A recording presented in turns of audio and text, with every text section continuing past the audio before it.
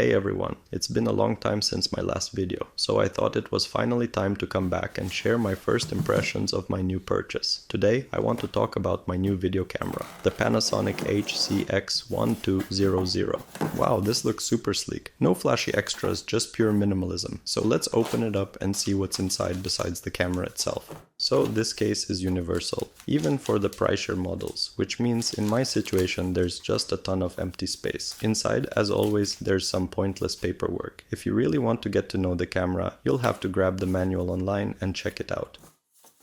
So inside the case, there's only the battery and the camera itself. This camera is a bit of a trimmed down version compared to the older models. Lower video bitrate and no handle with those two XLR audio inputs. But honestly, as a hobbyist, it's totally fine for me. It was a bit strange that the battery came completely dead. As we'll see later, it still managed to power on the camera. But honestly, for storage like this, the battery should really be charged to at least 80%.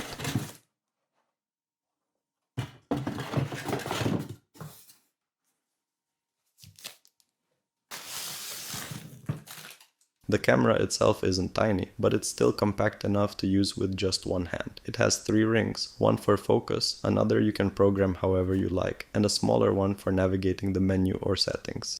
There's a lens hood with the cover on the front, so remember to flip it open. Kinda like the older cameras or professional ones. If you want to shrink the camera a bit, you can just take off the hood and use a simple cap like on a DSLR, or get a smaller hood. Some of the physical buttons are programmable, so you can set up the camera exactly the way you like. If you're coming from a basic consumer camera like I am, you'll find that it offers way more options than you probably expected. Alright, let's pop in the battery and fire up the camera.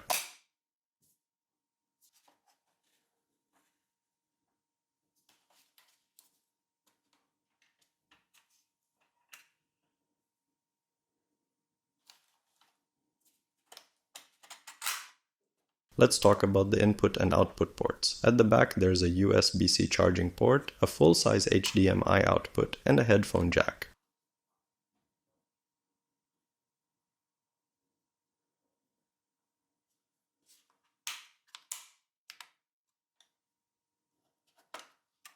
Just to recap, that small ring is for navigating the menu and recording settings, while the big rings are for focus and the programmable second ring. And here's also where you can switch the ND filter. It's not automatic, but while filming, the camera will suggest turning it on if it thinks it's needed.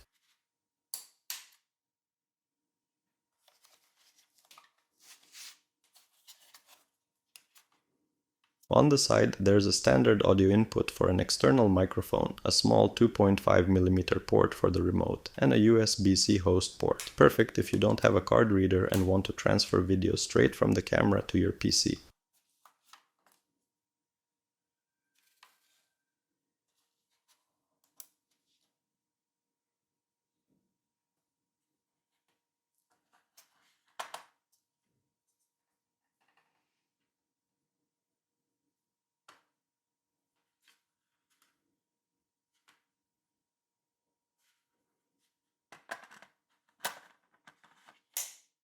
So now I'm going to charge my camera. A really cool feature is that you can check the battery level without even putting it in the camera. Just press the button. This is especially handy if you have multiple batteries.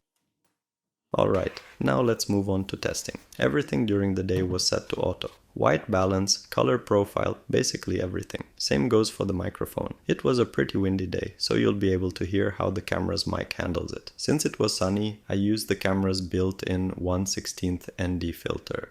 For most of the daytime shots, I filmed with the zoom all the way in to show the worst case scenario. I don't know about you, but I really like how the footage turned out. Compared to my old Panasonic HC-800, the image stabilization has improved a lot.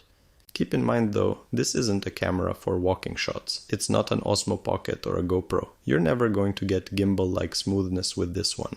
So I'll leave you with a few minutes of daytime shots. They were filmed in 4K, 10-bit, 50 frames per second. After that, we'll move on to low light testing.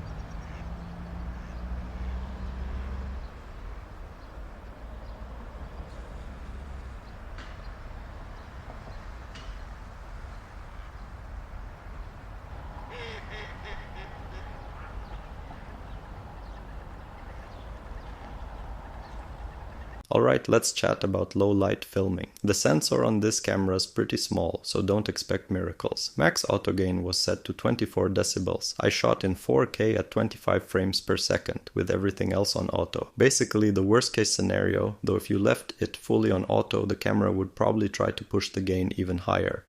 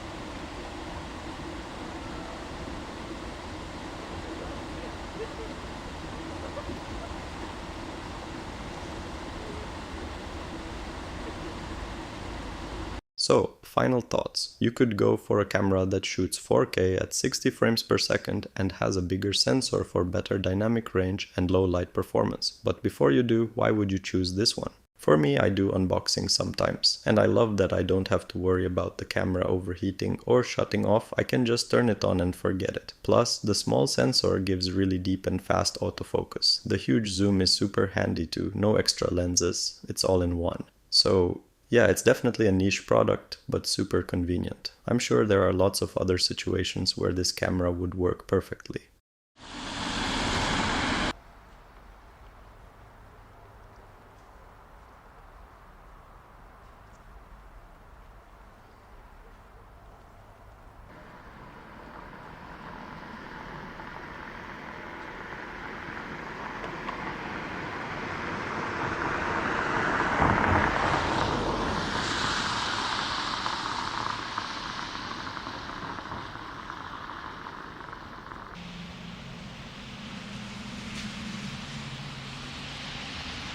Remember, these are unedited samples, and with a video editor you can tweak the image a bit. Leave a comment and let me know. Would you buy a camera like this, and what would you use it for? Also, if you've tried it, share your thoughts and let us know if you'd recommend it to others. Personally, I'm happy with it. Thanks for watching, and I'll see you in the next video. Bye!